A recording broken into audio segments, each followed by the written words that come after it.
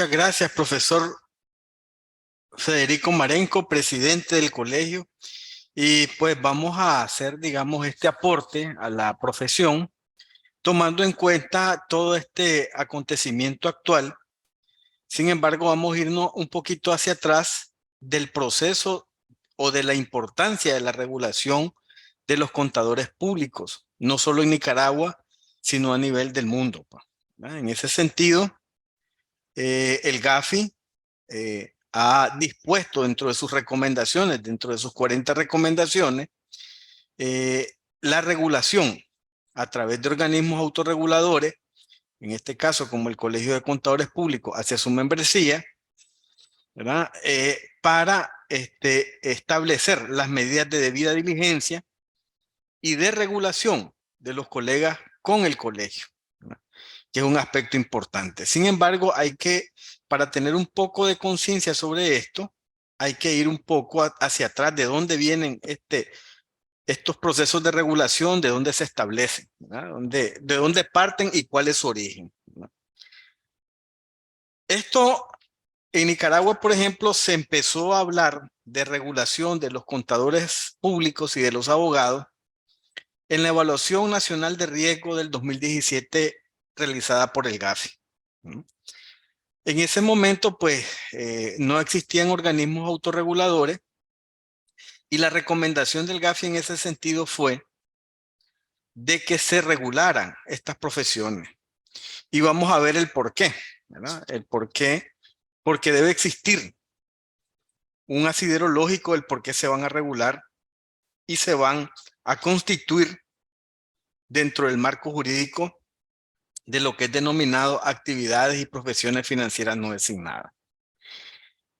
En el 2001, imagínense bien, en el 2001 se establece, ¿verdad? Espérenme que les voy a compartir la pantalla para que...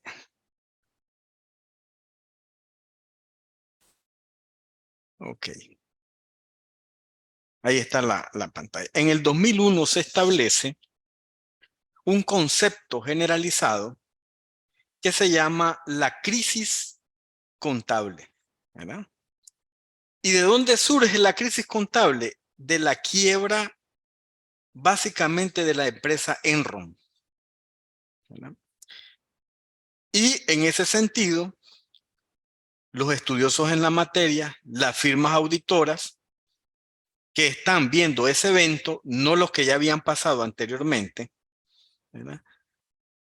Dictan de que existe malas prácticas y malos manejos en la digitación o la presentación de la información contable. Una empresa prácticamente en quiebra e insolvente y las firmas auditoras y los procesos contables decían que era una empresa donde sus acciones se elevaban o se multiplicaban sus beneficios a través de los años anteriores cuando efectivamente ya no tenían capacidad ni solvencia financiera, ¿verdad? Entonces, en ese sentido, desde el 2001 empieza un proceso de reforma dentro del ámbito científico de la contabilidad. Sin embargo, la debilidad está en menor medida referente al ejercicio ético, ¿verdad? Entonces, desde el 2001 prácticamente parte ese proceso de acciones fraudulentas en las grandes corporaciones financieras, comerciales y de servicios en el mundo, ¿no? Y es por eso que es importante al comenzar a analizar ese fenómeno, que la calidad de la información reviste extraordinaria importancia para el buen funcionamiento de las empresas y la toma de decisiones, ¿no?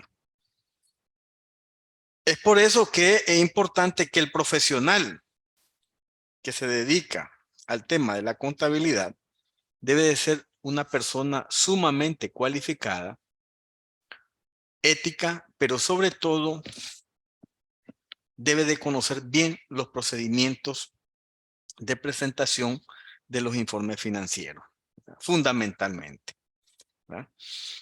Sin olvidar y sin menoscabar, tal como mencionaba el profesor, el tema de la ética, que es imprescindible para la profesión contable, fundamentalmente. Y evidentemente que a partir de ello, ¿verdad?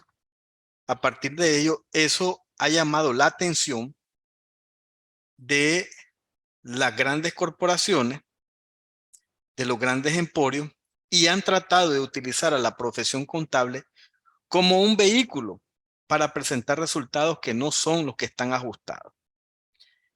Entonces, en ese sentido, empezando aquí la introducción, el problema fundamental en el 2001 es la fiabilidad de la información económica, principalmente contable.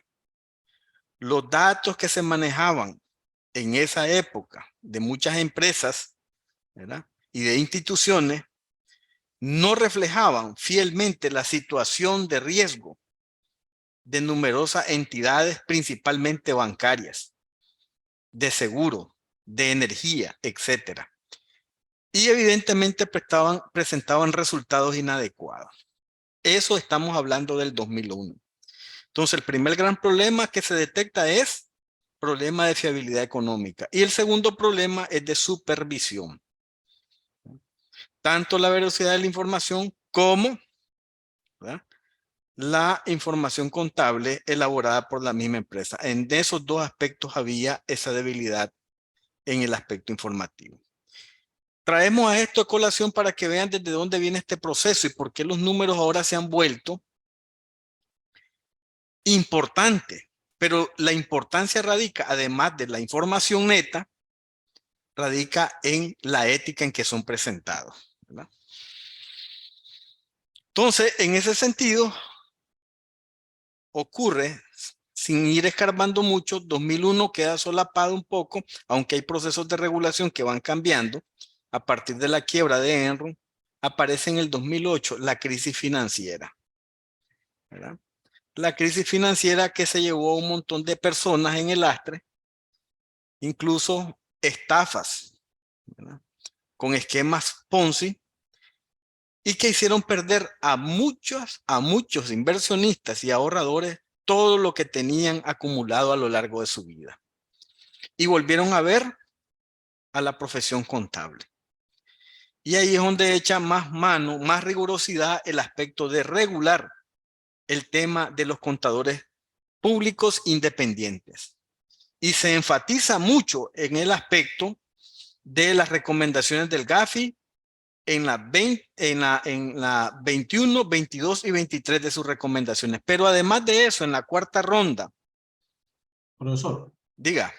disculpa que lo interrumpa, los participantes están indicando que no avanza la diapositiva. Sí, no, es que estoy haciendo la introducción. Ya, Okay. Ya va a avanzar, no se preocupen, ¿verdad? Okay. Entonces, en ese sentido, como les decía, establecen las 40 recomendaciones en la número 22, 21, 22 y 23, la debida diligencia para las actividades y profesiones financieras no designadas, donde están inmersos los contadores públicos, ¿verdad?, autorizados.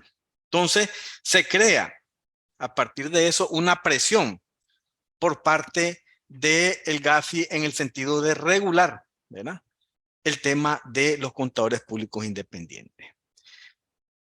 Vean esta pequeña tipología, ¿verdad? Es decir, la presentación tiene dos fases. La primera es hacer un poco de conciencia en cuanto a los números y el contexto que tenemos actualmente en Nicaragua. Y la segunda es ver algunas cosas que nos han resultado como debilidades en el proceso de regulación.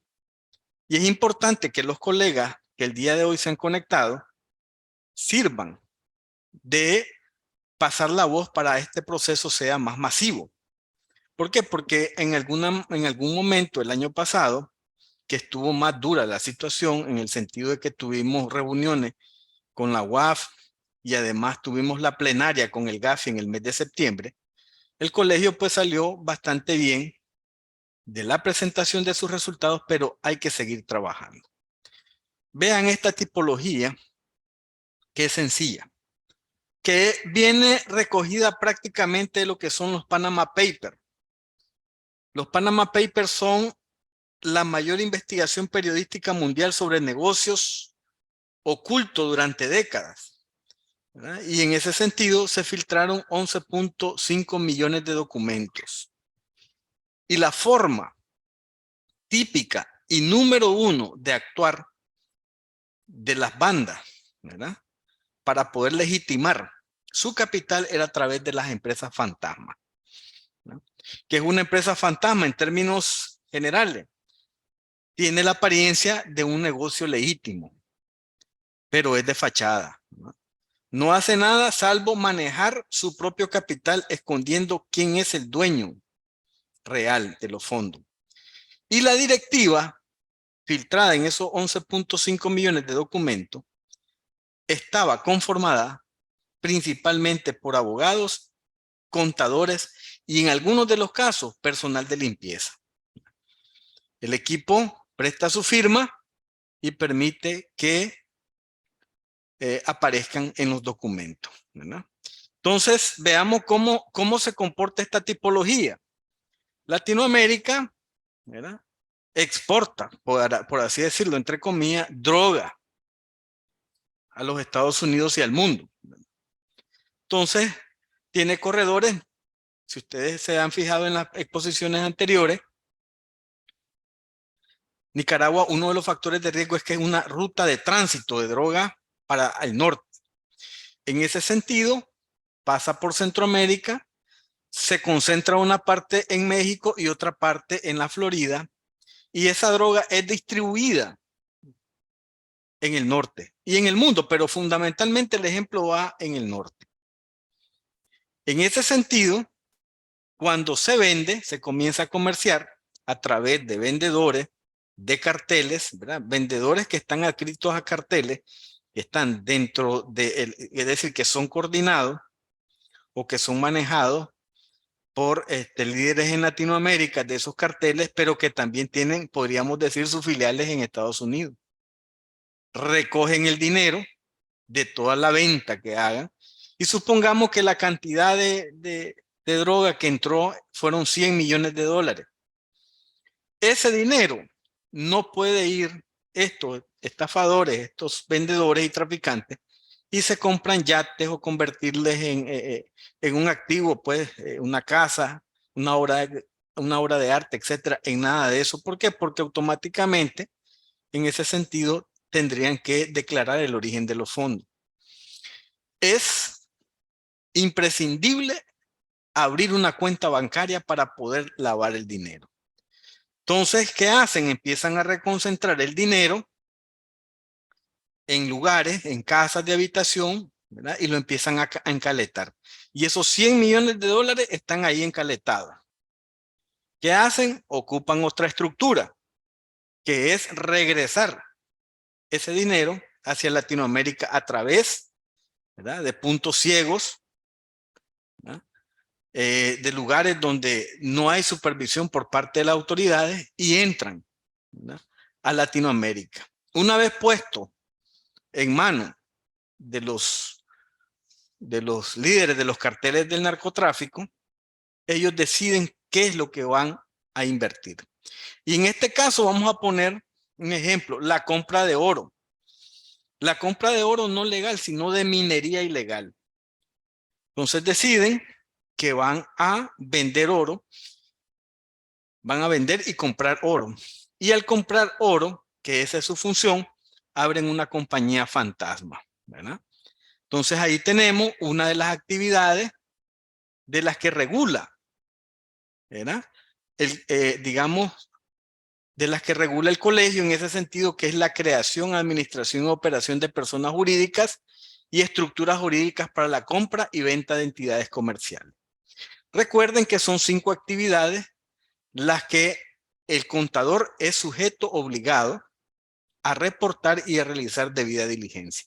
Sin embargo, según las recomendaciones del GAFI, es decir, están establecidas que el ámbito de aplicación del contador público es más amplio. No solo el CPA sujeto obligado, sino que también el CP, porque en algún momento nos hemos dado cuenta que el CP también hace actividades que tienen que ser reguladas y hasta ahora no está registrado como tal. Precisamente por eso el tema del que estamos viendo ahorita. Entonces, volvamos al punto.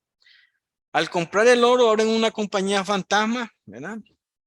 Y que empiezan a contactar a los compradores de oro del norte, ¿verdad? Compradores de oro ven la estructura, la información, etcétera, y le preguntan de dónde viene el oro. Entonces ellos le dicen, lo hemos extraído del suelo, pero en ningún momento hablan de la minería ilegal ni nada de eso. Hasta el año pasado se calculaba que el 90% del oro que se comerciaba de América Latina hacia Estados Unidos provenía de la minería ilegal, ¿verdad? Entonces, en ese sentido, la empresa engaveta el trámite, hace los contratos de ley y les manda los 100 millones con una transferencia y así abren su cuenta bancaria. Y en ese modelo, ¿verdad?, de haber obtenido el ingreso por venta de droga, traspuesto ahora con la compra del oro, empiezan a hacer los movimientos de dinero, ¿verdad?, a través de ya el sistema financiero internacional. Esto ha sido lamentable porque algunos de los bancos incluso han disminuido sus procesos de debida diligencia intensificada y en ese sentido, en el año 2021, el HSBC había fuertes indicios de que habían lavado más de 881 millones de dólares a los carteles mexicanos y a la mafia rusa. Una investigación perpetrada, detenían todos los papeles para incluso cerrar el banco. Sin embargo, no hubo nada de eso. No hubo nada de eso y al final, ¿verdad?, lo que pasó fue que apenas les asistió una multa muy pequeña. Imagínense, pues, una multa que consistía en prácticamente mes y medio de operaciones y de ganancia del banco. Prácticamente no le tocaron nada. Entonces, con este ejemplo hipotético es que empiezo a darle, digamos, un poco la panorámica de dónde estamos, cuál es el contexto y cómo el contador público puede, sin el conocimiento adecuado de esto, caer en una trampa, ¿verdad? Y de pronto no poderse salvar porque ahí llega su muerte económica, ¿verdad? Vean este otro grafiquito, fuente del GAFE, 2019. Nicaragua, el país con mayor tasa de informalidad laboral en América Latina, ¿verdad? Voy a abrir una cuenta bancaria, entonces en el banco me piden traerme los estados financieros certificados por un CPA, ¿verdad? Entonces, en el manejo de esta crisis económica y donde el trabajo está escaso, donde la gente está migrando, efectivamente, salen estos trabajos de certificar información financiera y hay que tener cuidado, porque este aspecto es fundamentalmente riesgoso, el poner una firma y no, digamos, escudriñar la información financiera que nos están presentando, ¿verdad?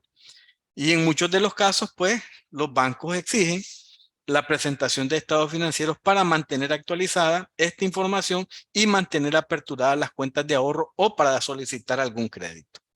Entonces, tenemos el contexto anterior presentado y además de esto, la tasa de informalidad, ¿verdad? Poca información financiera pública, pero además mucho movimiento en economía sumergida, es decir, economía que no paga impuestos. Vean este otro gráfico, o esta otra tabla. En el 2021 se hicieron incautaciones en Nicaragua por un valor de 158 millones de dólares. En ese año, el promedio de la masa monetaria al finalizar el año fue de 1.451.000. Si dividimos, ¿verdad?, el total de las incautaciones entre la masa monetaria, estamos hablando de masa monetaria, dinero que circula en las calles, ¿verdad? Nada que están en las cajas de los bancos, sino que están en las cajas de las empresas privadas y en los bolsillos de las economías domésticas, ¿verdad? Básicamente a eso nos referimos. No hablamos de encaje legal ni nada de eso. Es dinero contante y sonante. Si dividimos ese punto, nos daría que el valor de las incautaciones contra la masa monetaria se acerca a un 11%. Podría ser que ese dato se aleje o se acerque a la realidad, no sabemos. ¿Por qué? Porque también recuerden que este es, digamos, un sector, más bien estos datos que están aquí, que no está todo. Prácticamente unos pueden decir una opinión, eso es apenas la punta del iceberg, y otros pueden decir, puede ser que se multiplique por 2. Y al final tendremos una relación de que la masa monetaria está afectada en Nicaragua en un 20% aproximadamente. Es decir, que de $100 que recorre la economía nicaragüense en los bolsillos y en las cajas de las empresas privadas, básicamente $20 provienen de actividades ilícitas. Volvemos al punto de la ética. Para uno ese apetito al riesgo puede ser bajo, para otro puede ser alto, ¿verdad? Aquí yo les hago una comparativa en este gráfico desde mi punto de vista, ¿verdad? En el que yo considero que el 5% de relación de las incautaciones sobre la base monetaria es aceptable. De ahí en adelante, entre el 10 hasta el 20, es un rango medio peligroso, dependiendo de cuál es el crecimiento de esto. Y de ahí rojo, ¿verdad? Hasta llegar a un 60% como máximo. Si ya existe un 60% de probabilidad o de incidencia de las incautaciones sobre la masa monetaria, es delicado. Hacia la izquierda aquí tenemos el gráfico de incautaciones. Miren cómo se ha comportado. ¿Qué preocupa? Por ejemplo, drogas tan pesadas, por ejemplo, como la marihuana y la cocaína, van teniendo repuntes. ¿Verdad? Miren este aspecto, la línea amarilla, ¿verdad? Que son las plantas. Llegó un momento en casi llegar a 1 millón de plantas en el año 2017. En este sentido, ha ido bajando y ha ido disminuyendo lo que hablamos como plantas. Sin embargo, las incautaciones en kilogramos, miren, en el caso de la marihuana, que es esta línea gris que está aquí, vean cómo sube desde el 2012 al 2021. Imagínense, ha sido una subida bastante considerable, ¿no? Muy considerable. Y en el caso de la cocaína, después de tener un pico muy bajo en el 2013, igual pasa la misma situación, que va en crecimiento cada año. Y en ese sentido, estos datos contextuales lo que nos dice es dónde la membresía está puesta, ¿verdad? Y que en cualquier momento un contagio nos puede, digamos, afectar económicamente dentro de nuestra profesión, ¿verdad? Y tal como decía el profesor, todavía estamos en este proceso de autorregulación y queremos que sea un proceso de regulación seguro, fiable, que nos permita presentar información ante los reguladores, como la UAF, o ante el mismo GAFI, o su ente, digamos, de información, como es, digamos, el Grupo Internacional de Cooperación, que es a quien nosotros presentamos, ¿verdad? Información relacionada con el tipo de las supervisiones, de la regulación que hace el colegio, que sea fiable y fuerte, pues, que sea un proceso regulatorio importante y que no tengamos a veces esos vacíos que tenemos actualmente, ¿verdad? Entonces, en ese sentido, les pongo el contexto, ya más o menos eh, indicando cómo está la situación. La primera pregunta, ¿quiénes son regulados por el Colegio de Contadores Públicos? Aquí tenemos, el GAFI establece en su recomendación número 22 a las actividades y profesiones no financieras designadas. Ahí tienen las abreviaturas APFND. A ellos debe de hacerse una debida diligencia. Y en el inciso D de la recomendación dice, y contadores independientes, cuando se dispongan a realizar transacciones o realizan transacciones para sus clientes sobre las siguientes actividades. Hasta ahí. Luego del GAFI pasa hacia la ley nacional. La ley nacional establece, ¿no?, sujetos obligados. En la ley 977, sujetos obligados a informar a la UAF directamente y sin poder aducir reserva o sigilo de tipo alguno, las personas naturales o jurídicas que desarrollen las siguientes actividades bajo la forma de las siguientes, ¿verdad? Están las instituciones financieras y las actividades y profesiones financieras no, las actividades y profesiones financieras no designadas. Y ahí tenemos contadores públicos colegiados en el Colegio de Contadores Públicos de Nicaragua, contadores públicos autorizados. Y luego el colegio, una vez que ya analizó y participó dentro de este contexto de ley, establece en su normativa, en su artículo 8, que por disposición del artículo 9, inciso 4 de la ley 977, todos los CPA, miembros del colegio, son sujetos obligados a la prevención del lavado de activos y financiación al terrorismo. Entonces, básicamente, hemos ido filtrando y adecuando desde la recomendación del GAFI lo que establece la ley 977 y también lo que dispone la normativa del colegio en términos actuales. Cuando habíamos visto la parte de las actividades sujetas a regulación, digamos, los contadores públicos, sean CPA o CP, que ejerzan alguna de estas actividades son sujetos a regulación directamente. ¿Cuáles son estas actividades? Son 5. La compra y venta de bienes inmobiliarios, la administración de dinero, valores y otros activos de los clientes, administración de cuentas bancarias, de ahorros y de valores, organización de contribución para la creación, operación y administración de empresas, ¿no? Y la creación, administración y operación de personas jurídicas y estructuras jurídicas y compra-venta de entidades comerciales. ¿Qué significa eso?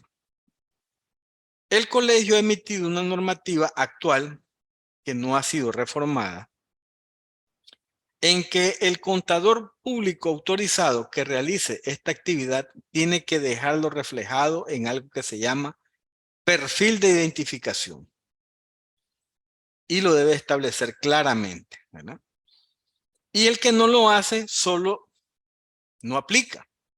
Sin embargo, es necesario que el sector como tal conozca este aspecto. ¿Por qué? Porque existen obligaciones de reporte de parte de los contadores. Y yo, en este sentido, los invito a que puedan leer en algún momento las recomendaciones 23, que establece claramente, ¿verdad?, la debida diligencia y en qué aspecto, ¿verdad?, se tienen que hacer. Pero no solo eso, en la cuarta ronda se amplió aún más todavía, ¿verdad?, ese término. Y dice lo siguiente, ¿no?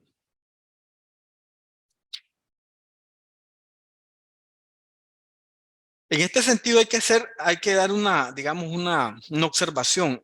No tenemos el proceso de auditoría como sujeto de regulación, que eso es un alcance, digamos, positivo, sino tendríamos que tener una fuerte información cada vez que un contador independiente o una firma realizara el proceso de auditoría.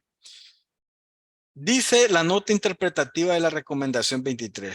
Los notarios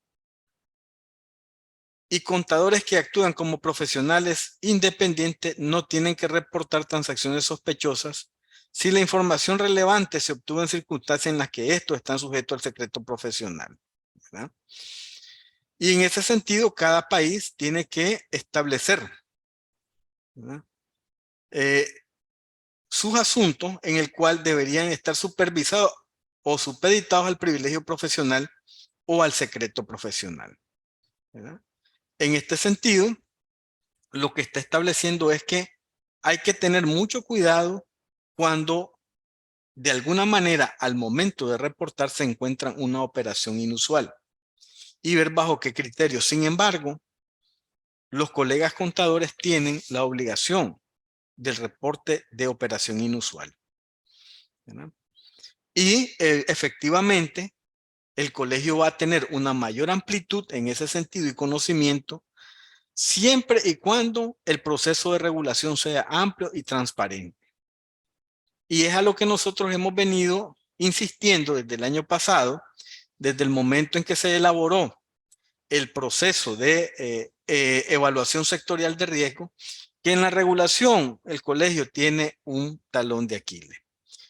Para hacerles una remembranza, el colegio como tal tiene aproximadamente 5 o 6 actividades que desarrolla en materia de prevención. La primera es la inscripción o regulación de los colegas, ¿verdad?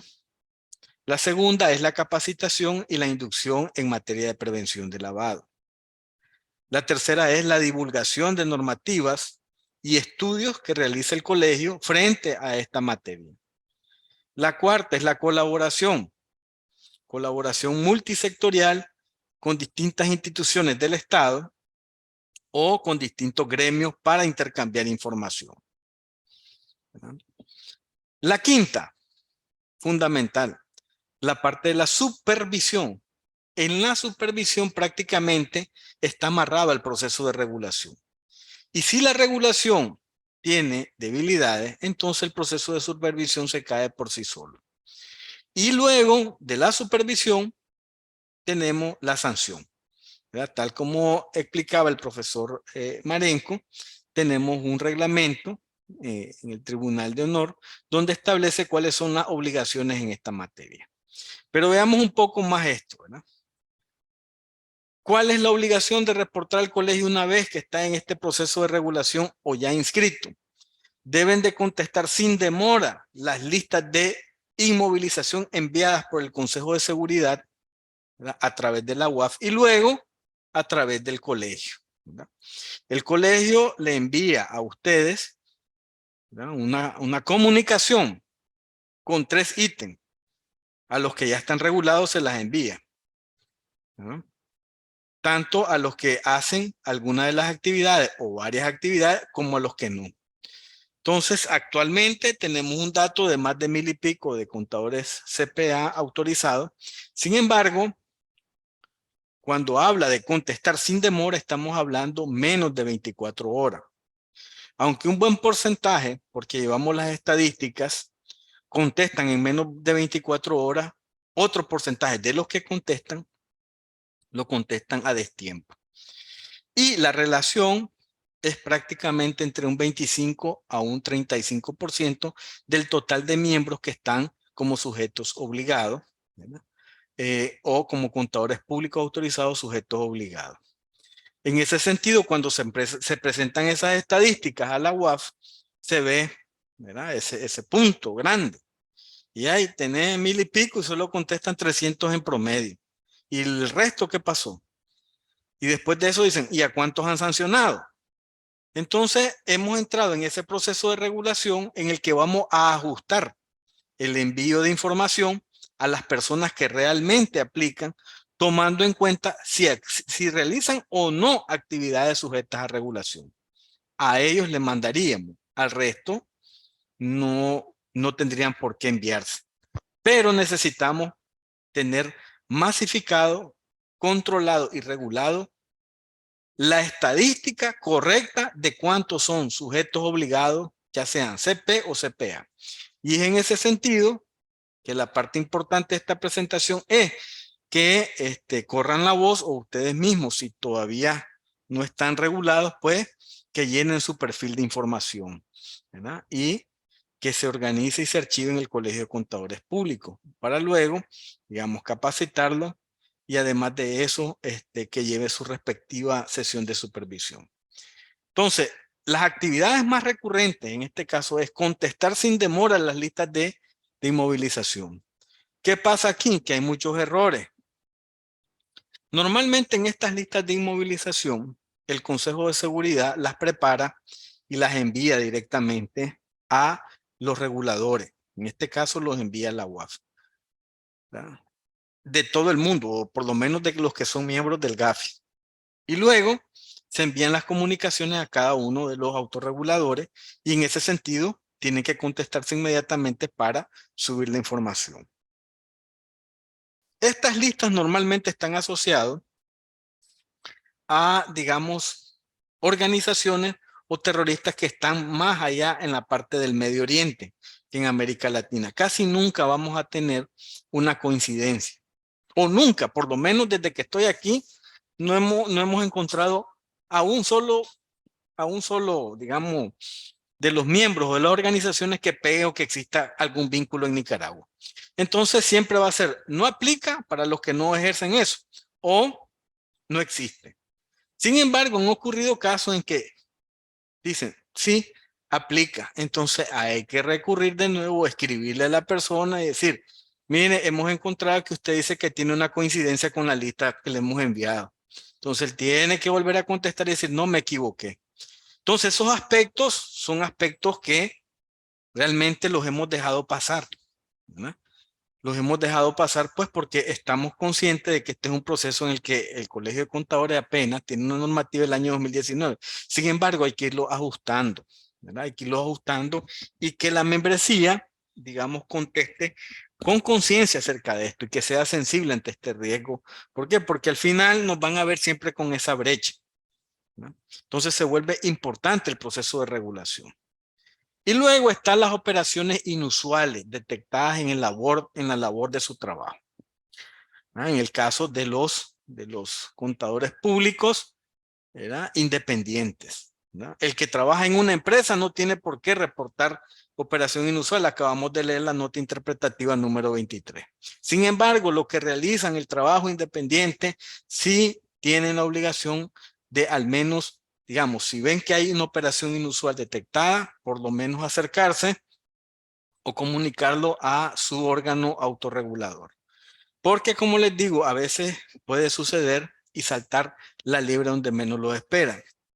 En este mes, por ejemplo, en enero, como yo doy también algunas consultorías, algunas cooperativas del lado de Chontales, he visto un par de noticias que me han llamado la atención en ese sentido, ¿verdad? Personas que en los pueblos son reconocidas, que tienen una buena calidad moral de parte de los padres, pero los hijos les han salido malísimos. Entonces, en ese sentido, muchos de ellos buscaron créditos en instituciones financieras y ahí están con ese problema actualmente. Entonces, ese es un problema de contagio para esta institución financiera y, por ende, deja entredicho el programa de prevención de lavado. Entonces, alerta con esto, contadores públicos, ¿verdad? En ese sentido, hay que ver, digamos, información financiera que voy a certificar, no pega, no me dicen el origen de los fondos, investigo, ¿verdad? ¿Por qué? Porque un problema de esto nos lleva a todos a una muerte económica y al punto de que al final de esto queda entredicho todo el proceso que ha hecho el colegio con sus miembros, que son fundamentales para empujar esta carreta.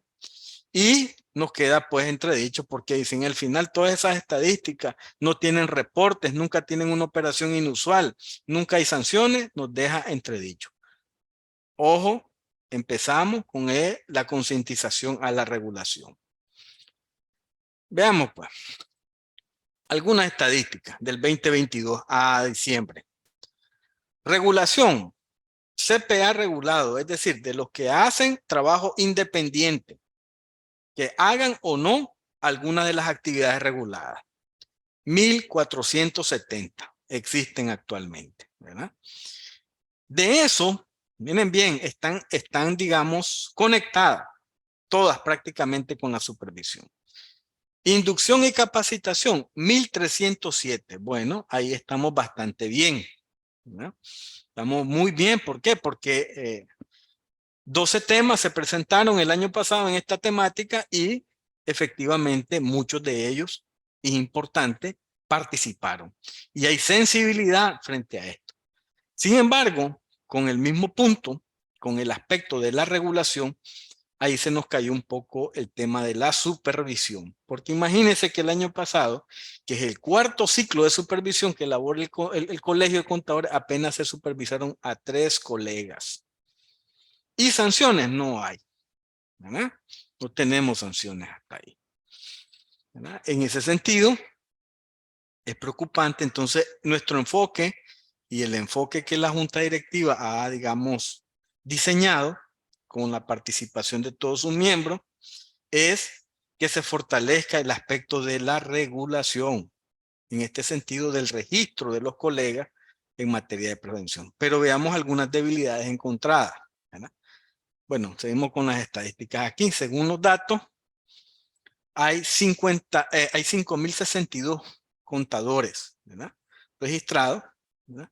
Ese es el total de la membresía. Y la membresía activa son 3.172. CPA activo hay 2.147. CPA con número de sujeto obligado, es decir, que está registrado como tal, 1.415. CPA que no tiene número de sujeto obligado todavía, 732. Y CPA activo son 1.025. ¿Qué nos dimos cuenta en el proceso de que habían muchos CPA activos que hacían al menos una de las actividades sujetas a regulación? En ese aspecto, ven, digamos, algunos colegas han comentado de que el número de los 5.062 de la membresía pareciese poco frente a la cantidad de contadores que existen a nivel nacional. Sin embargo, no están registrados. Pues ese dato solo podríamos conseguirlo de las universidades que egresan colegas contadores, pero que ese dato es imposible tenerlo ahorita. Pues de los que están registrados hay 5.062. Igual pasa con el caso de los abogados. Creo que hay 14.000 registrados, pero existen 25.000 que, digamos, que están fuera de ese rango, de esa, ¿verdad? Entonces, son dos sectores que prácticamente frente a este contexto y frente a algunas debilidades en los procesos de regulación, de inscripción, etcétera, se consideran de alto riesgo, ¿verdad? Nosotros hace un año hicimos la evaluación sectorial de riesgo. Al final, digamos, quedó en un riesgo medio. Sin embargo, es decir, la UAF cuestionaba que no podía ser, que serían riesgo alto todo el tema de los contadores, pero al final, pues, la parte de la metodología, la forma en que se escribió y la cantidad de miembros que participaron en el proceso de evaluación sectorial, pues nos aceptaron los resultados. Sin embargo, están sujetos a revisión para este año, ¿no? ¿Qué es lo que hay que hacer para el llenado de la información? Bueno, aquí tenemos, miren, leer la normativa, ¿no? La normativa 1 que está en la página del Colegio de Contadores Públicos. Ese es el primer paso. Describe el proceso de regulación de los CPA, sujeto obligado, y la importancia de cumplir con este requisito, que es una recomendación del GAFI desde el año 2017 para Nicaragua. 2. Leer y seguir los pasos de la circular técnica número 2, ¿verdad? En donde cómo se determina el proceso para registrar y quedar oficialmente registrado como CPA. El tercer paso es recibir las instrucciones en materia de prevención de lavado y luego recibir la parte de la evaluación sectorial de riesgos, ¿verdad? Eso es básicamente lo importante para el proceso de formación y de sensibilidad del riesgo de lavado de activos dentro de la membresía. Lo importante, leer la normativa y registrarse. Luego vienen las inducciones y la presentación de los resultados. El colegio tiene un plan de capacitación al año que anda prácticamente por un tema cada mes, en el que diferentes tópicos vamos a ir abordando. En este caso ya les presenté parte de lo que es una tipología relativamente simple, que hasta podría tener un rango de hipotético, pero es básicamente como las organizaciones criminales trabajan en ese sentido y está documentado, ¿verdad? Está documentado, nada más que aquí lo hemos traído de una forma general. Miren cómo estuvo el comportamiento el año pasado de los sujetos obligados. 1.470, ¿verdad? 24 se registraron en el mes de julio. Pero de ahí hemos mantenido un promedio, si ustedes se fijan en el gráfico, es decir, entre 10, 12, 10, 12 por mes. Y normalmente muchos de ellos son los que renuevan el quinquenio. Y como les digo, si se fijaron, tenemos 3.172 colegas y solo 1.470. Eso nos da, ¿verdad?, prácticamente un 50% o menos, ¿verdad? Entonces es importante que en este proceso, digamos, tengamos masividad en el registro de los sujetos obligados, ¿verdad? ¿Qué hemos encontrado?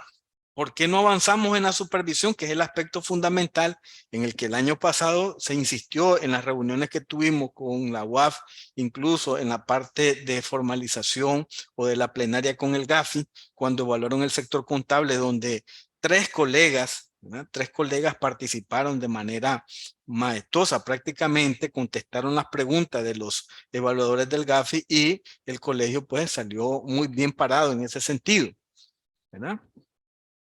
Miren qué error es frecuente. Se le manda a llenar, ¿verdad? Y al momento del llenado de la cédula de identidad aparecen espacios, guiones o asteriscos. Una cédula de identidad sin espacio tiene 14 caracteres, ¿verdad? En la base del registro, de los que hablamos de los 1470 CPA, ¿verdad? 32 tienen 14 caracteres, es decir, cédula de identidad totalmente corrida, sin espacio y sin guión. Luego, 9 tienen 15 caracteres, es decir, que pusieron 001, siguieron sin espacio, 190472, espacio o guión, ¿verdad? Y entonces generó, ¿verdad? Generó 15 caracteres. Y el resto, 1426, tiene 16 caracteres. Y 3, 17 caracteres, ¿verdad? En ese sentido, ¿verdad? Podemos ver cómo está este comportamiento. Miren los grafiquitos aquí. 10% de esa información que hay que limpiarla tiene 14 caracteres, ¿verdad? Menos del 1%, 0.6% tiene 15 caracteres y el 97% tiene 16 caracteres inscritos en su data, ¿verdad?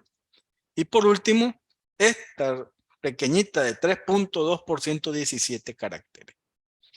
Entonces ya nos crea un problema de información, que es que tenemos que rediseñar a la hora de volver a llenar este proceso. Entonces, en este sentido, el colegio y su junta va, digamos, a revisar este proceso de regulación, pero creando conciencia de que tienen que regularse o por lo menos tienen que inscribirse o dar información que sea importante, porque esa brecha todavía es muy grande. Existen más colegas y es importante que de alguna manera empiecen a actualizar su información. Y sobre ese punto es que vamos a trabajar, actualizar la información, vamos a hacer un punto de cierre, de corte y actualizamos la información. El año pasado quisimos llevar a cabo el cuarto o la cuarta sesión de supervisión y nos encontramos con el problema que aunque los colegas en su data habían establecido, ¿verdad? Habían establecido que hacían algunas de las actividades, cuando se llamaron de nuevo, cuando salieron seleccionados en la muestra, nos dijeron que ya no ejercían ninguna de las actividades y efectivamente estaba desactualizada la información porque había sido llenada hace 2 años, ¿verdad? O un año con anterioridad y no sé, en ese aspecto, pues, de los 20 primeros escogidos, solo se pudieron supervisar a 3, ¿verdad? Vean, miren, muestro un botón. Falta de uniformidad en el llenado. Miren bien. Si ustedes se fijan aquí, aquí están 15 caracteres. Miren este, por ejemplo, lo que hablaba. Miren, aquí vienen juntos y al final pusieron el guión. Miren este, por ejemplo, viene junto y al final pusieron solo un espacio. Igual sucede, mire este, por ejemplo, está espacio, espacio. Entonces, en esa, digamos, falta de uniformidad, crea, digamos, cierto problema a la hora de establecer. Esto solo estamos hablando de la cédula de identidad, porque no quisimos entrar en aspectos más importantes porque se trata básicamente de mostrar cuál es la importancia de regularse, pero también mostrar qué debilidades tenemos en ese aspecto, porque este año es importante al menos avanzar con el tema de la regulación, ¿verdad? Entonces, en ese punto, fíjense bien, pues, es decir, algunos colegas lo llenan con espacio, otros lo llenan con guiones, etcétera. Entonces, hay que delimitar una forma, tal vez puede ser que a través de acá, de la forma en que se haga, digamos, digitalmente, no permita que se sea espacio, sino que sea corrido. Pero sí, cada uno tiene la forma de llenado, y eso que solo hablamos de cédula. Cuando hablamos de números, se van a dar cuenta, miren este de 17 caracteres, miren, creó un guión, pero también un asterisco, ¿verdad? Entonces ya de ahí desvirtuó totalmente. Y en este igual, guiones, guiones y un guión y un espacio de más. Entonces en el llenado hay un tramo que tiene un asterisco y después otro con guiones y enseguida abajo otros espacios. Es decir, no permite, digamos, calidad de información, hay que depurarla. Y eso evidentemente son horas de trabajo y también hay que tomar decisiones al respecto, presentar información a los miembros de la junta directiva y hay que presentársela de manera puntual y segura, ¿verdad? Entonces ya les presenté cómo está el punto, pero ¿cuál ahora es la importancia de la regulación? Bueno, veámonos primero. La institución respalda y agremia a 5,000 contadores, un poco más, ¿verdad? Con una membresía activa de 3,172, ya habíamos visto divididos en 1,147 CP activos y 1,025 CP. ¿Qué es importante? Que nosotros tenemos la sartén por el mango. Somos el órgano autorregulador de la profesión contable. Una institución que ha sido creada desde 1959, con experiencia, digamos, en materia de registro de sus colegas y de capacitación, donde la mayor parte de ellos han participado en muchas capacitaciones que tienen que ver con digamos, con la ciencia contable como tal. Y muchos de ellos son científicos en esto. Sin embargo, en el tema de prevención de lavado tenemos que tener ese aspecto de mejorar, ¿verdad?, la información suministrada y ser certeros y veraces, ¿verdad? Otro aspecto importante es que nosotros les damos a conocer cuáles son los riesgos del sector, cuáles son los riesgos fundamentales que tiene actualmente el sector. Hay una normativa, leyes y normativas y disposiciones administrativas que acreditan, ¿verdad?, o por lo menos que afianza la relación que existen entre los riesgos del sector y las medidas que se toman.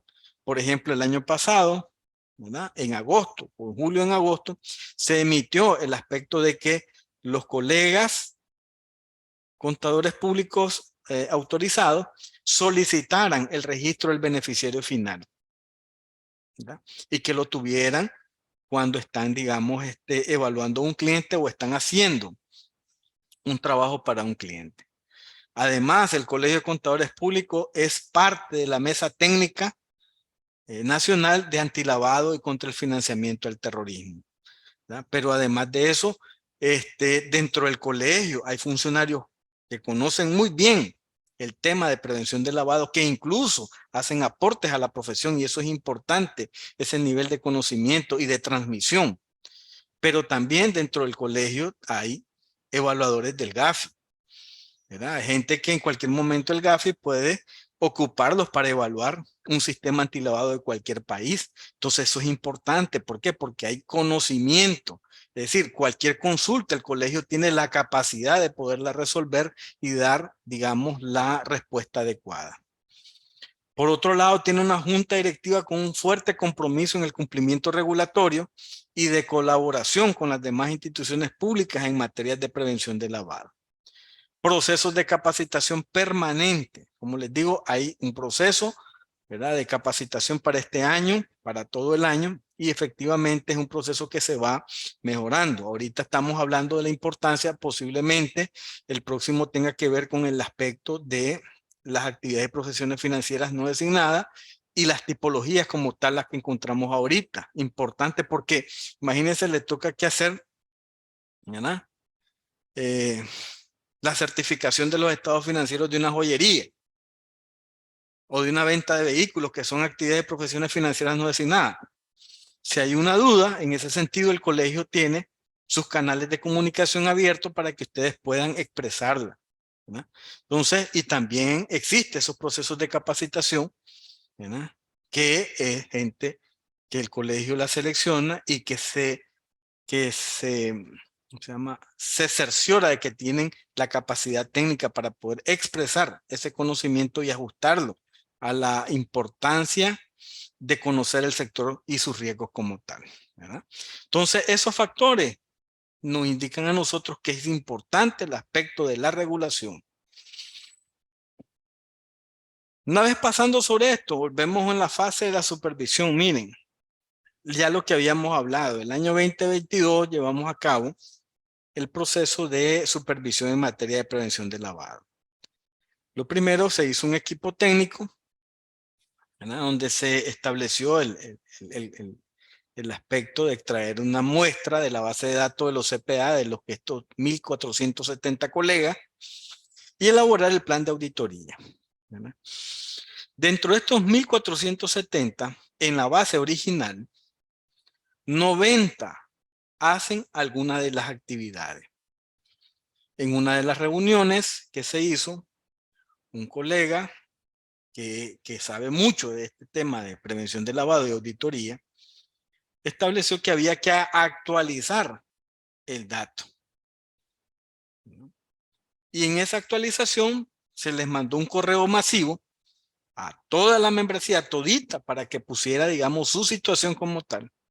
Y ahí, pues, tratar de establecer el vínculo. Y de estos masivos correos, pues, contestaron solo 617 colegas. Y de esto, 63 están relacionados con la base original, con la que tiene los 1.470. ¿Verdad? Entonces vean esa diferencia existente. En la primera revisión que se hizo, se trajo una muestra de los 20 CPA, de ellos solo 11 respondieron, y de los cuales solo 8 estaban realizando al menos una de las 5 actividades, ¿verdad? Pero además se evidenció que solo los CPA sujetos obligados hacían sus, digamos, se establecía que ellos eran los que estaban directamente relacionados con las actividades sujetas a regulación. Nos dimos cuenta que también no solo los CPA sujetos obligados, sino los CP hacía más de alguna de las actividades. Por eso se amplió ese criterio. Y aquí empezamos, pues, con el objetivo fundamental de fortalecer el proceso de supervisión. Debía revisarse el proceso de regulación o el llenado de perfil.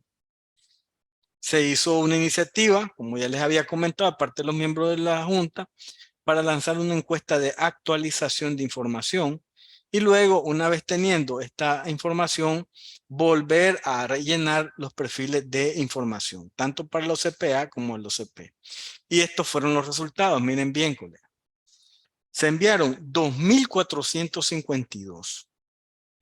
Miren, abrieron y lo leyeron 1.079. Dieron clic 454. Es decir, dieron clic y no. Sí, solo le dieron clic pero no lo leyeron, ¿verdad? Rebotados no hubo ninguno. Quiere decir que los correos que ustedes nos han suministrado son correos que ustedes tienen actualmente y los leen. En la base de datos, hay otra base de datos pequeña que están 363 miembros, abrieron 164 y también le dieron clic 59.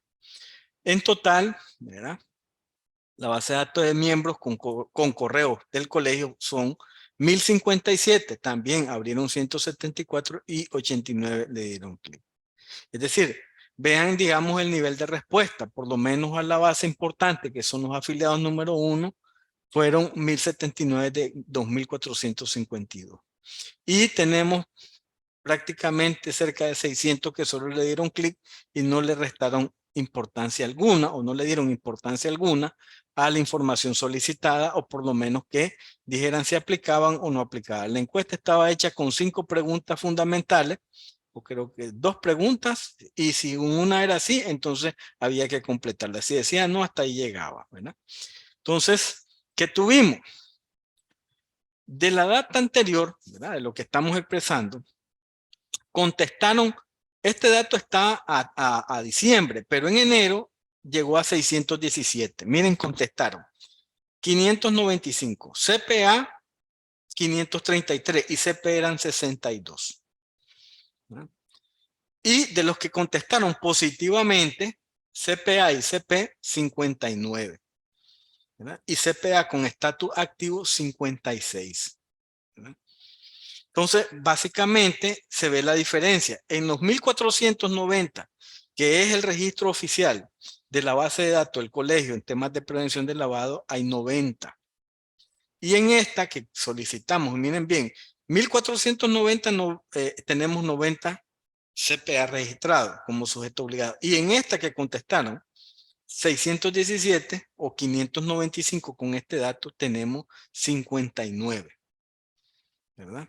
Es decir, que así como está la presentación de los datos, da la sensación de que existen más sujetos obligados que los 90 que están registrados, ¿verdad? Actualmente. Si hacemos una regla de 3, efectivamente tendría que darnos muchos más datos. Es por eso que el colegio está estimando, ¿verdad?, la actualización de la información para tener un resultado seguro y poder crear procesos de inducción y de capacitación, digamos, hacia toda la membresía, pero además procesos de supervisión que nos permita fortalecer el sector. Conocer cómo están llevando sus programas de prevención de lavado, si tienen un manual, cómo registran su información y cómo administran su información de acuerdo a la normativa que establece el colegio. ¿No? Vean bien. Y esto pues ya prácticamente comparativo, lo que hemos expuesto. El CCPN tiene un proceso de registro establecido en su normativa, que es denominado el certificado de registro y actualización de perfil de información. Sin embargo, al momento de contestar las listas de actualización, solo responde un 20% del total de la membresía, ¿verdad? Entonces, en ese sentido, aduciendo que no realizan ninguna de las actividades sujetas a supervisión, pero en el momento de la inscripción afirmaron que realizaban al menos una de ellas. Actualmente existe una divergencia en esa información, por lo que por iniciativa de la Junta se hace necesario depurar el listado e incluir a los CP que realizan o hacen al menos una de las 5 actividades sujetas a regulación. Entonces, en los datos de registro que tiene el colegio como tal, tenemos que CPA sujetos obligados son 1470 y 90, ya habíamos dicho, realizan al menos una de las 5 actividades. Pero vean este gráfico a la derecha que es con la iniciativa del segundo semestre, casi final de año del Colegio de Contadores por parte de los miembros de la Junta. Y vean cómo está ahora. 557 que habían respondido de la tabla original que les mostré hace 2 slides y 60 hacen alguna de las 5 actividades. Pero no solo eso, fíjense bien, contestaron 12 fallecidos. ¿Y eso por qué nos dimos cuenta? Porque cuando filtramos la base de datos, pusieron el número, ¿verdad?, perpetuo de contador. No sé si se les había olvidado o no lo tenían a mano, pero pusieron otro número que no era. Y este número correspondían a personas que ya habían fallecido. Es decir, que hasta en ese punto, ¿verdad?, nos damos cuenta de el criterio de seriedad en el llenado.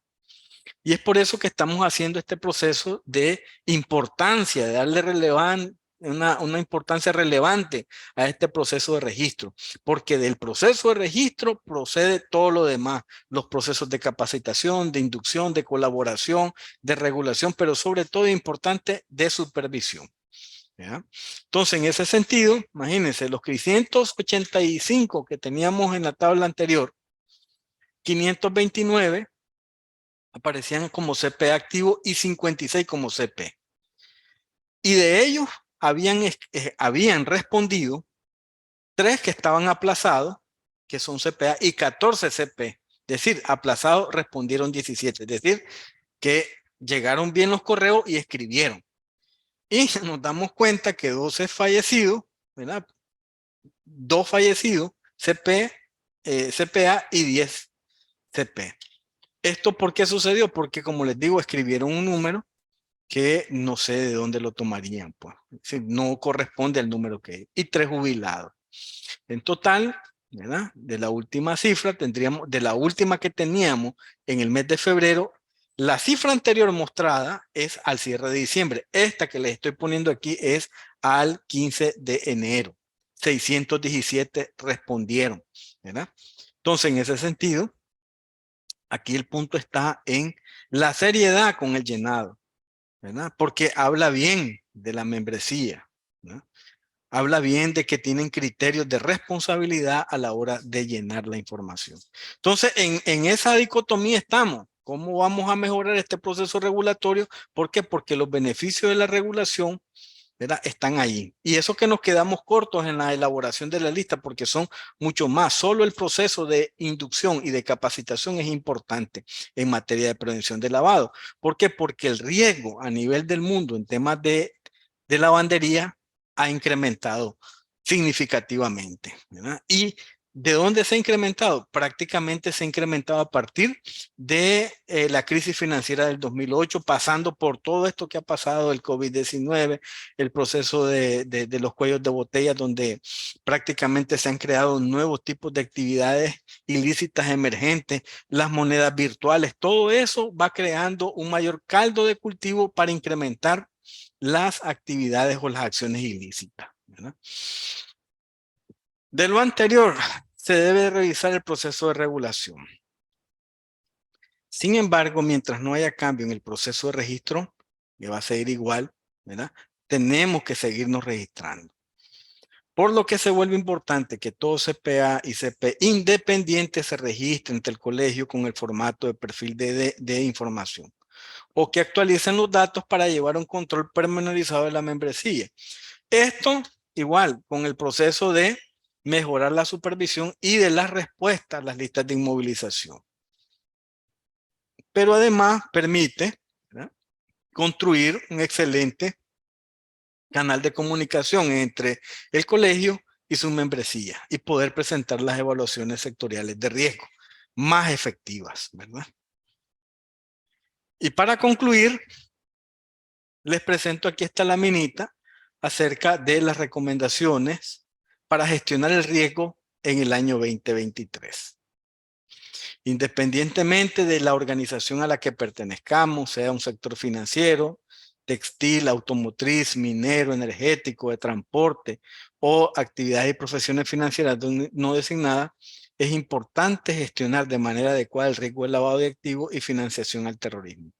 No solo para dar cumplimiento a una normativa de regulación, sino para evitar afectaciones económicas, daños a la reputación e imagen y también al orden económico, ¿verdad?, de cada país. En este sentido, importante como recomendación, conocer bien a las contrapartes, quién es mi cliente, es decir, a todas aquellas personas naturales o jurídicas que tienen algún vínculo con la organización o con la firma o con mi persona como persona natural independiente, ¿verdad?, de clientes, empleados, proveedores, accionistas, contratistas, entre otros. El proceso de conocimiento de las contrapartes debe servir para obtener información sobre quién es y cuál es la actividad económica principal, cuál es la experiencia, antecedentes, con quién se relaciona y cuáles son las principales fuentes de ingreso. En esto me quiero detener. ¿Por qué?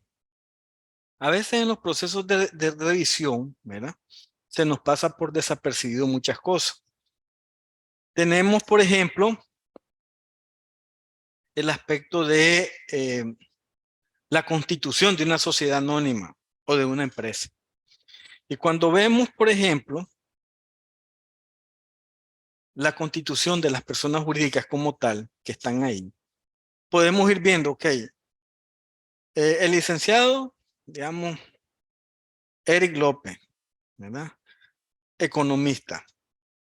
La licenciada Ana María Toruño, contadora. Y así sucesivamente llegamos al quinto y decimos el licenciado, ¿verdad?, Emilio Quintero, médico, ¿verdad? Vamos al otro, licenciado tal, odontólogo. Esa dicotomía, esa información relevante nos tiene que llamar la atención y preguntar, ve, ¿por qué tenemos médicos odontólogos cuando esta es una institución? Para dar un caso, un ejemplo, es una institución financiera. ¿Cuál es la relación de estas personas con el negocio? ¿Qué tipo de capacitaciones han recibido? Y si nosotros vamos escudriñando más y más y vemos que es insuficiente la información que nos da, debe de llamarnos la atención. No estamos hablando aquí de que somos de alguna manera investigadores, pero sí tenemos que empezar a atar datos importantes o interesantes que nos permitan concatenar o hacer conexiones y desde la perspectiva de la lógica salir de duda o dejar la duda razonable, ¿verdad? Para eso es importante este aspecto. Importante es revisar siempre quiénes son los que están detrás de las operaciones. Y luego, ¿verdad? Tener en cuenta las señales de alerta que pueden indicar casos de lavado de activos, por ejemplo, transacciones que se salen de lo normal, negativas a proporcionar información, reuniones en lugares poco frecuentes, obsequios, sobornos, etcétera. Y queda algo, capacitar de manera periódica y práctica a todo el personal de la organización y a sus miembros, ¿verdad? En el caso de los organismos autorreguladores en temas de prevención de riesgo, y todos deben de tener la capacidad de identificar las señales de alerta y saber qué proceso seguir para evitar que la empresa se vea involucrada o la organización en un caso de lavado de activos o financiación al terrorismo. ¿Qué queda de reforzar? En este aspecto, pues con el aspecto de la tipología es bueno tomar en cuenta esos aspectos. El dinero, ¿verdad? El dinero que es producto de la venta del narcotráfico, lo que buscan los traficantes es que entre en el sistema financiero nacional o internacional, ¿verdad? Eso es lo que busca. Nicaragua tiene 25 bandas que están relacionadas con el narcotráfico. 17 en el Pacífico y el resto están en el Atlántico Norte y en el Atlántico Sur. Vean el dato de relación entre las incautaciones y la masa monetaria, 11%, que puede ser que se pueda multiplicar por 2 y tener 22% de la masa monetaria afectada por negocios ilícitos.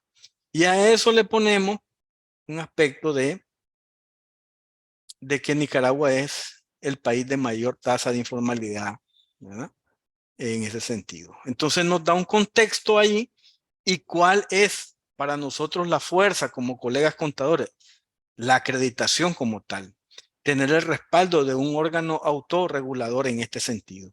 Pero para eso necesitamos tener información fiable, segura y consistente, ¿verdad? Y que nos permita a nosotros, digamos, elaborar planes de capacitación y planes de supervisión que sean congruentes, fuertes, fortalecidos y que nos permitan a nosotros tener una membresía que sea sensible a este riesgo, que efectivamente va creciendo cada vez que la tecnología ahora va avanzando, ¿verdad? Y si no vean, hoy estaba viendo en el noticiero, por ejemplo, que siguen ¿cómo se llaman? Los fraudes a través de estas cosas de las tarjetas de crédito y todo eso, ¿verdad? En ese sentido hay que tener mucho cuidado con qué tipo de información uno se topa. A los clientes lo llaman y le dicen, ¿verdad? Es del banco y necesitamos información de tu cuenta. No hay que caer en eso.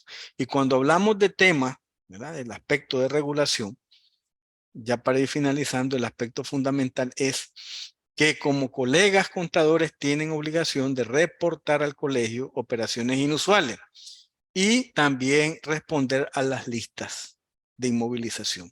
Ese aspecto vamos a irlo trabajando poco a poco, ¿verdad? Porque igual como les decía, evidentemente del 2019 para acá, un sector, digamos, una membresía que está empezando, digamos, a desmenuzar todos estos aspectos, todo esto de señales de alerta y tipología, pero que efectivamente al cabo de 5 o 6 años debe de ser un sector fuerte. Hay información, hay, digamos, documentación, tenemos en la página del colegio mucha información en cuanto a normativas, leyes, evaluaciones sectoriales, etcétera, que es bueno que de alguna manera le den una chequeada de vez en cuando, ¿verdad?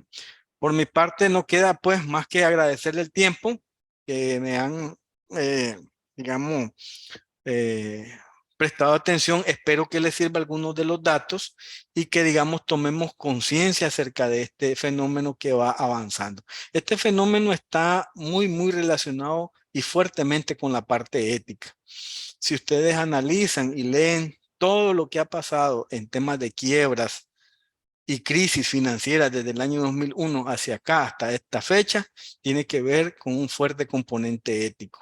Los grandes bancos permiten que sus instituciones laven dinero y a veces ellos dicen, me resulta más cómodo pagar la multa que disminuir mi nivel de ganancia que voy a obtener por estas operaciones, ¿verdad?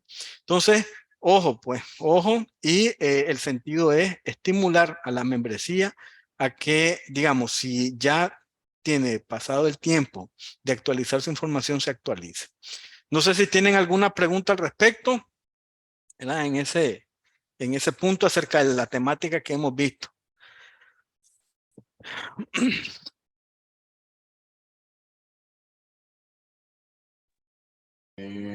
Profesor, un recordatorio para los participantes.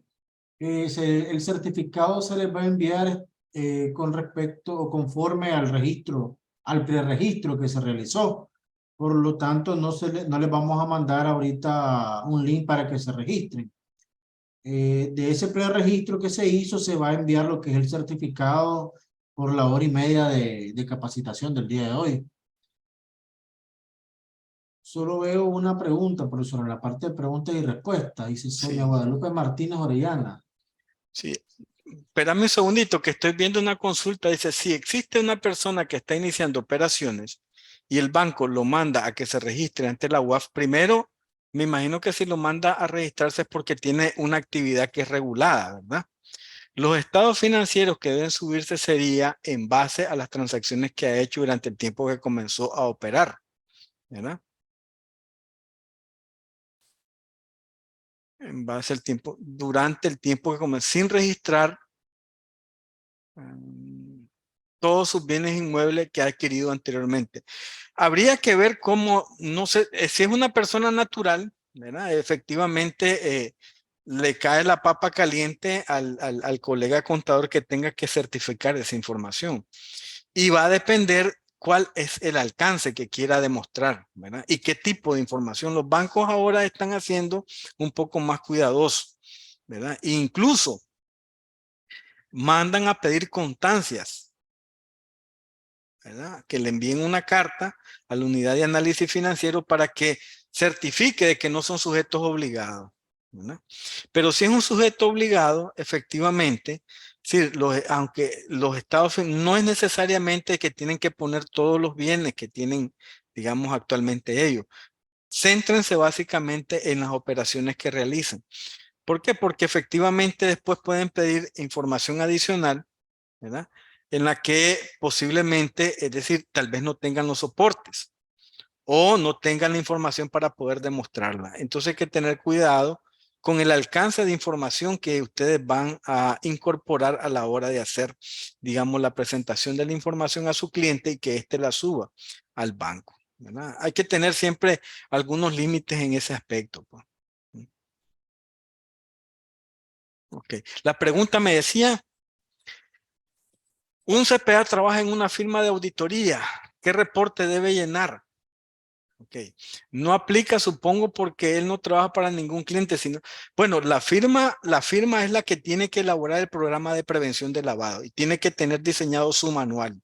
Y en ese sentido, la comunicación como tal es que cuando existe una operación inusual, tiene que reportarse prácticamente a la firma. La firma tendría que ponerse en contacto y exponer el punto para que el colegio resuelva en ese aspecto.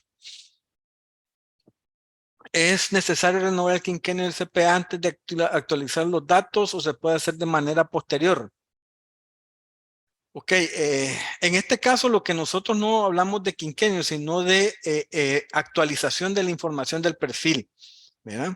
En este punto, pues, es decir, si yo escribí que antes hacía una actividad, pero ya no la hago, es necesario ponerse en contacto y decir, mira, yo no hago eso, entonces no estoy realizando esa actividad que antes la hacía.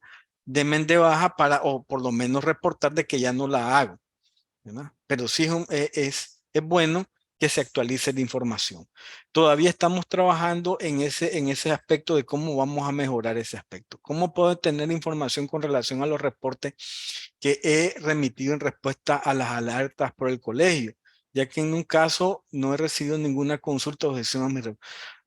Si digamos, nosotros tenemos esa información nuestra. Si nosotros no remitimos algún tipo de observación a la contestación de su reporte, efectivamente es que va muy bien o que ha sido enviado de una manera correcta.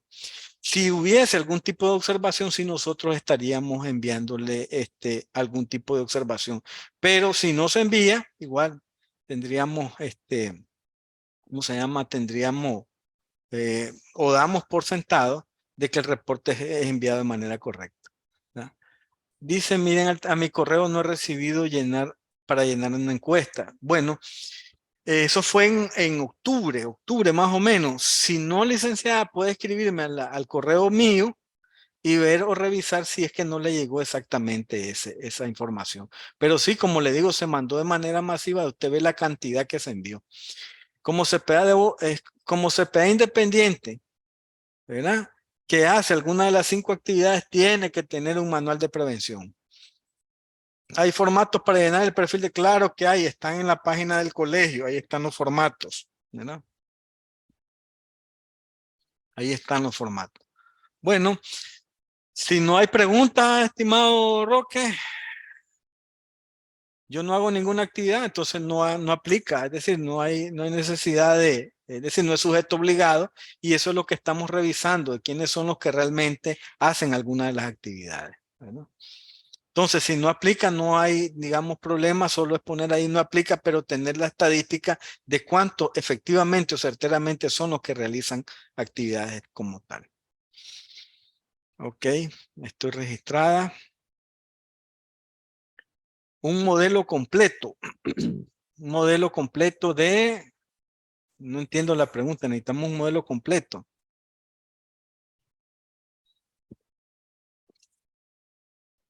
Profesor, consultan ¿Sí? también si vamos a compartir este material. Claro que sí, yo se los mando, no tengo ningún problema. Pues, con sigilo sí, porque hay información de la membresía, ¿verdad?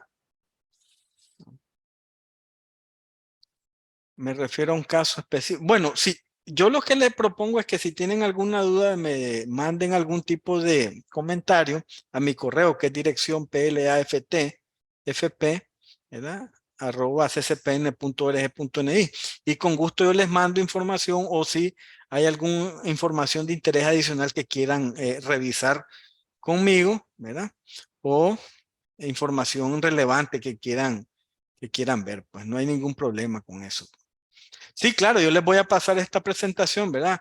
Les recomiendo que lean un poco la recomendación 21, 22 y 23. Y todo eso que está ahí es prácticamente lo que aplica para lo que son contadores públicos independientes. Ellos le llaman contadores públicos independientes, ¿verdad? Ok, si no hay preguntas, Roque, ahí quedaríamos por el día de hoy. Agradeciéndole su participación. Claro, me escriben al correo, yo los atiendo, no tengo ningún problema en eso.